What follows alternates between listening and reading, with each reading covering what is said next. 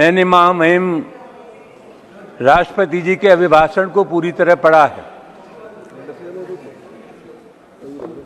अध्यक्ष महोदय, उपाध्यक्ष महोदय, उपसभापति महोदय,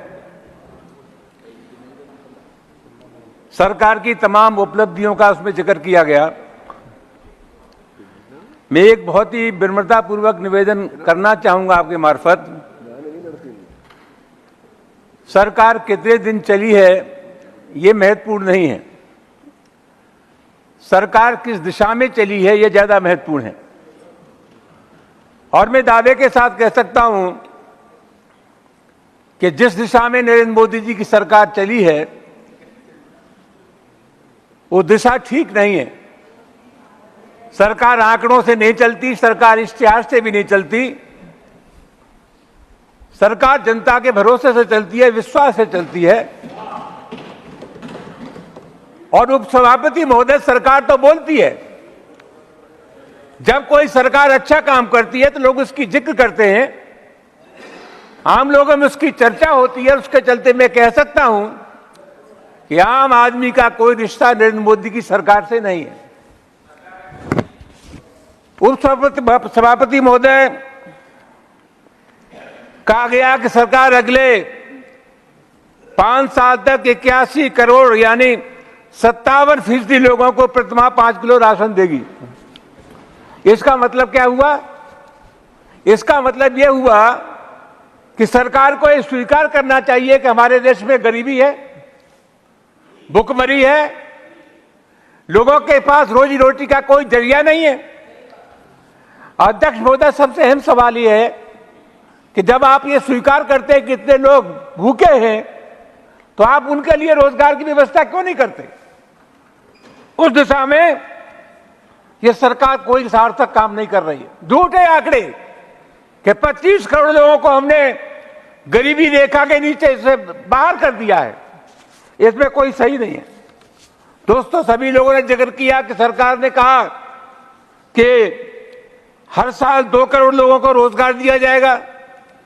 संसद के एक लिखित जवाब में सरकार ने स्वीकार किया है कि सरकारी महकमों में 9,64,359 पद खाली हैं। सरकार से कौन मना कर रहा है? इन पदों को क्यों नहीं भर रहे? सरकार के जो रिक्त पद हैं, उपाध्यक्ष महोदय, उपसभापति महोदय, वो पद भरे नहीं जा रहे हैं। रेलवे ने पिछले 8 साल में 32,000 से अधिक पद खत्म किए हैं और तय किया है कि भविष्य में इन पदों पर भर्ती नहीं होगी। रक्षा मंत्रालय ने MES मिलिट्री इंजीनियरिंग सर्विस की 9,300 से अधिक नौकरियां खत्म की हैं। जहां तक कृषि का सवाल है, अध्यक्ष महोदय, उपसभापति महोदय, कृषि के संरक्षण और संवर्धन की बात कही गई है। मैं जानना ये चाहता हूं सरकार किस गलतफहमी की शिकार है? क्या ये सही नहीं है कि उत्पादन लागत बढ़ रहा है?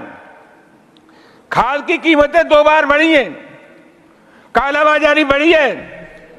जो 50 किलो की बोरी आती थी यूरिया की, उपसभापति महोदय, वो 45 किलो की आई है।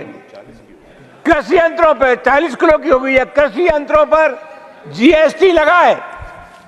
उपसभापति महोदय, लाखों की संख्या में किसानों ने आंदोलन किया, सैकड़ों किसान मारे गए और उनकी प्रमुख मांग यह थी कि MSP को कानूनी गारंटी दी जाए। आपने MSP को कानूनी गारंटी क्यों नहीं दी? किसान जो उत्पादन करता है उसका उत्पाद का सही लाभ उसको मिलता नहीं है।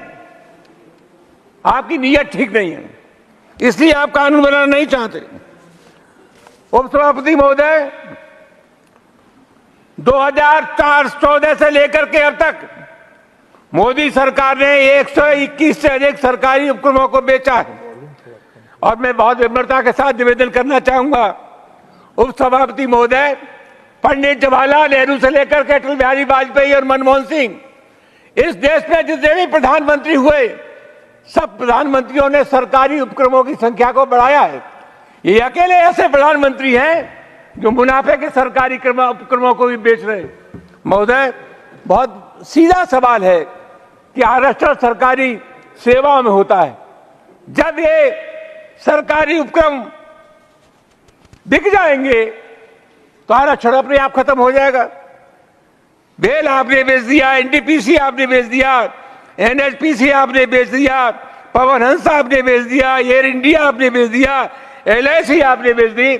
मैं आरोप लगाना चाहूंगा उपसभापति महोदय, ये सरकार व्यवस्थित रूप से बाबा साहब डॉक्टर अम्बेडकर ने जो संविधान बनाया, जिसे विशेष अवसर का सिद्धांत कहते हैं, उसमें आरक्षण की व्यवस्था की, ये सरकार उस आरक्षण को खत्म करने पर तुली है। मैं आरोप लगाना चाहूंगा। उपसभापति महोदय, मैं एक निवेदन आपसे और करना चाहूंगा। 2019 से 19 के पब्लिक इंटरप्राइजेस सर्वे के मुताबिक सरकारी कंपनियों में कुल 15 लाख कर्मचारी हैं, जिसमें 10,40,000 स्थायी और 4,60,000 अस्थायी कर्मचारी हैं। इसमें एससी के लिए 15% का आरक्षण है, एसटी के लिए 7.5% का आरक्षण है और ओबीसी के लिए 27% का आरक्षण है। कंपनियों के निजी हाथों में जाने से ये 49% भर्तियां अपने आप खत्म हो जाएंगी और 7 लाख लोगों के ऊपर तलवार लड़की है। जो ओबीसी के लोग हैं, शेड्यूल कास्ट के लोग हैं, एसटी के लोग हैं, उनकी नौकरियां समाप्त हो जाएगी।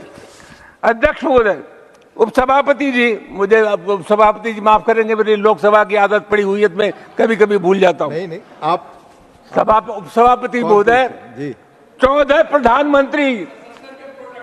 प्रधानमंत्री ने कुल मिलाकर के 55 लाख करोड़ रुपए का कर्जा लिया और श्री नरेंद्र मोदी जी, इस सरकार ने 2 से 5 लाख करोड़ रुपए का कर्जा लिया है। और उपसभापति महोदय, देश के प्रत्येक नागरिक पर 1,40,000 करोड़ रुपए का कर्जा है। सरकारी कर्ज इस बात पर निर्भर करता है कि हमारी आमदनी कितनी है और हमारा खर्चा कितना है, और इसका अगर हम ख्याल नहीं रखेंगे तो इसका सीधा असर सरकार के राजकोषीय घाटे पर पड़ेगा।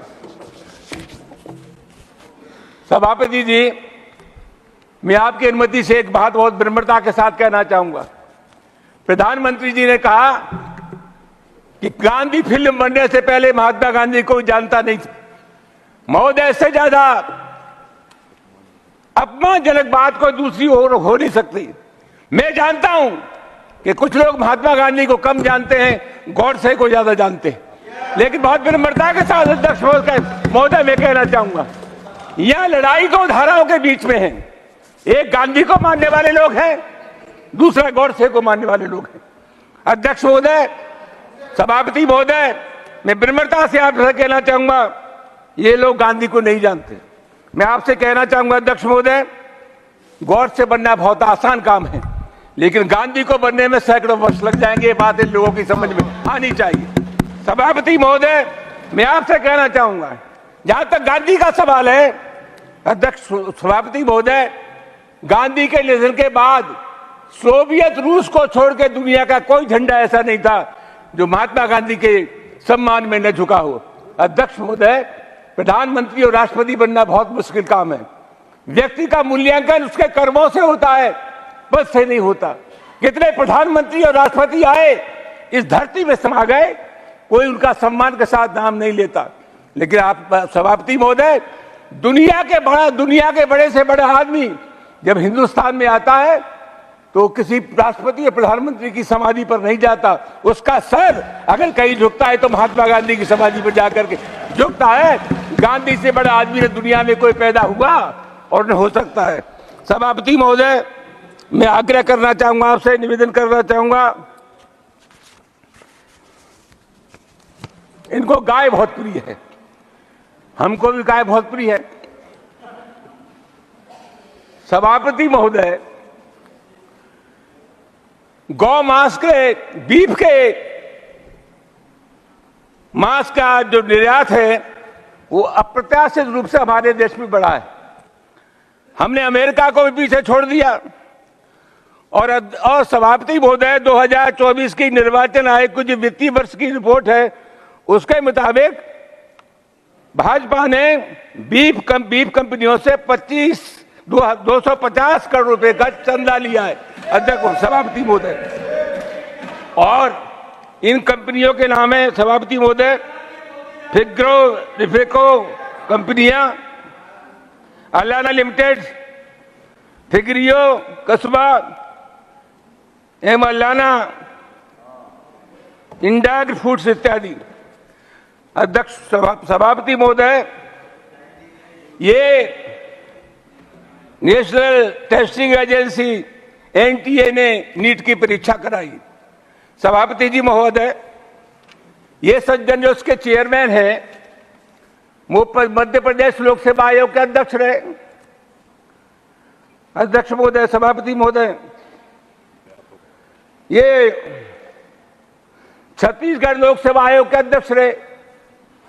अध्यक्ष महोदय, ये संघीय लोक सेवा आयोग के भी कर्ता धर्ता रहे। अध्यक्ष सभापति महोदय, ये मैं नहीं कह रहा हूं, ये इंडियन एक्सप्रेस की जो रिपोर्ट है, उस रिपोर्ट के मुताबिक एक विनोदी नाम के सज्जन हैं, राष्ट्रीय स्वयंसेवक संघ के, उन्होंने इनकी सिफारिश की थी। सरकार ने कहा है, शिक्षा मंत्री ने कहा है कि 2 महीने बाद कार्रवाई होगी, जांच के बाद। सभापति महोदय, मैं जानना चाहता हूं कि एनटीए के चेयरमैन को क्यों बर्खास्त नहीं किया जा रहा? क्या इसकी जिम्मेदारी नहीं थी? उसके खिलाफ कार्रवाई क्यों नहीं कर रहे? ये परीक्षाएं रद्द होनी चाहिए। अध्यक्ष महोदय, सभापति जी, पिछले 7 वर्षों में 17 से अधिक मामले पेपर लीक हुए हैं, जिसमें 1,70,00,000 अभ्यर्थी प्रभावित हुए। सभापति महोदय, भी जो हमारे मित्रों ने जिक्र किया कि अयोध्या में रामपथ जो 844 करोड़ रुपए से बना था, वो बैठ गया, टूट गया। सभापति महोदय, मैं आपके मार्फत निवेदन करना चाहूंगा। हम बड़े जोर शोर से हल्ला करते हैं कि हमने एक आदिवासी महिला को राष्ट्रपति बना दिया। अध्यक्ष महोदय, जब ये संसद का उद्घाटन हुआ, नए भवन का उद्घाटन हुआ, सभापति महोदय उस समय राष्ट्रपति कहां थी? अध्यक्ष सभापति महोदय, जब राम मंदिर का उद्घाटन हुआ, पूरे देश में एक संदेश जाता, इस देश में पहले जो राष्ट्रपति थे उनको मंदिर में नहीं घुसने दिया, और ये वर्तमान जो राष्ट्रपति हैं, इनको भी मंदिर में घुसने में तकलीफ हुई। अगर राष्ट्रपति से उद्घाटन कराया जाता अध्यक्ष महोदय, तो पूरी दुनिया में एक संदेश जाता। हमने नाम मात्र के लिए एक आदिवासी महिला को राष्ट्रपति बना रखा है। अध्यक्ष महोदय, आज अजीब तमाशा है, इनके लिए राम कोई श्रद्धा वाली चीज नहीं थी, इनके लिए राम बोर्ड का इंतजाम था, और जब राम बोर्ड की मदद नहीं कर पाए तो उन्होंने कर्नाटक में जय बजरंगी बली कहना शुरू कर दिया। अध्यक्ष महोदय, उससे भी काम नहीं चला तो जय जगन्नाथ कहना काम शुरू कर दिया। और अभी यानी क्या क्या कहेंगे सभापति महोदय? पीते पीते जहरे गम सब जिस्म नीला हो गया, कुछ दिनों में देखिए हम आसमां हो जाएंगे। ये हालत है लोगों की। सभापति महोदय, मैं एक निवेदन आपसे और करना चाहूंगा। ये सरकार बनी है, कंक्लूडिंग वन, सरकार, एक मिनट खत्म करो, कंक्लूडिंग वन, सरकार, सभापति महोदय, ये सरकार बनी है, और सरकार लाइक माइंडेड लोगों से बनती है, एक मिजाज के लोगों से बनती है। इनमें एक मंत्री है अध्यक्ष महोदय, सभापति महोदय, जीतन राम मांझी। उन्होंने फरमाया कि राम तो काल्पनिक है और राम से ज्यादा श्रेष्ठ रावण है। Please conclude. अभी कर रहा हूं साहब, 1 मिनट में। दूसरी बात है अध्यक्ष सभापति महोदय, चंद्रबाबू नायडू कहते हैं कि 4% मुसलमानों को आरक्षण देंगे। सभापति महोदय, उन्होंने कहा है कि साहब जो मौलवी हैं उनको पेंशन देंगे। 1 मिनट खत्म कर रहा हूं सर, 1 मिनट खत्म कर रहा हूं। कुल मिलाकर के ये विरोधाभास जो है, आपको तो मुसलमानों के नाम से बुखार आ जाता है, चंद्रबाबू नायडू से आप समर्थन वापस ले लीजिए, हाथ जोड़ के प्रार्थना कर दिए कि भाई तुम्हारे मिजाज में और हमारे मिजाज में तो बड़ा फर्क है, लिहाजा हम तुम्हारा समर्थन नहीं चाहते, तुम्हें तो सरकार चलानी है, और सरकार चलाने के लिए संख्या चाहिए, चाहे वैचारिक दृष्टिकोण कोई भी हो। सभापति महोदय, अंत में मैं आपसे आपके मार्फत आग्रह करना चाहूंगा सभापति महोदय, ये सरकार ने कहा है कि 3 वर्ष, सरकार ने कहा है कि 3 करोड़ घर बनाने का लक्ष्य सरकार का है। सभापति महोदय, मैं जरूर जानना चाहूंगा कि समयबद्ध कार्यक्रम क्या है, कितने दिन में मकान बन जाएंगे। 2019 में आपने अपने चुनाव घोषणा पत्र में वादा किया था कि प्रत्येक परिवार को 2022 तक हम पक्का मकान दे देंगे। वो वादा पूरा नहीं हुआ। Thank you. अध्यक्ष महोदय, सभापति महोदय, ये दिशाहीन सरकार है और मुझे फक्र है कहने में कि जो कुछ भी हुआ वो इंडिया गठबंधन की सरकार नहीं बनी, लेकिन इंडिया गठबंधन को इतना समर्थन जरूर हिंदुस्तान की जनता ने दे दिया कि आप मनमानी नहीं कर सकते, आप दादागिरी नहीं कर सकते। Thank you. आज ये गठबंधन की सरकार है, कहते Thank थे you. मोदी जी अकेला मोदी सब पर Thank भारी। you. Thank अब तो you. रोज एनडीए की चर्चा करते हैं।